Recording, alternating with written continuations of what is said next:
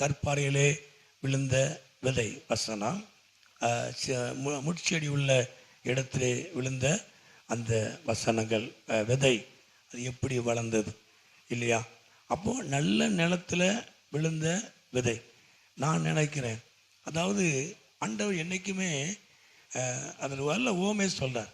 இப்போ நாம் தான் இருந்தாலும் அப்படி விதைக்க மாட்டோம் இல்லையா? இல்லை கற்பாறை இருக்குன்னு தெரிஞ்சு நாம் என்ன செய்ய மாட்டோம்? ஆமாம், அதில் விதைக்க மாட்டோம். முட்செடி இருக்குன்னு தெரிஞ்சு நம்ம என்ன செய்ய மாட்டோம்? விதைக்க மாட்டோம். நல்ல நிலம்னு நினச்சி தான் விதைப்போம்.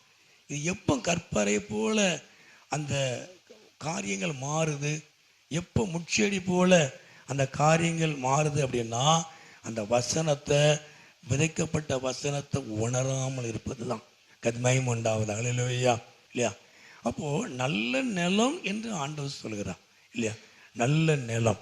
அப்போ நல்ல நிலம் என்பது விதைக்கப்பட்ட வசனம், அந்த இருதயத்தில் இருக்கக்கூடிய வசனத்தை குறித்து அவன் உணர்கிறவன், அதன்படி செய்ய நினைத்து செய்கிறவன், அவனே அவன் அந்த 100, 60, 30 என்ன செய்கிறான்?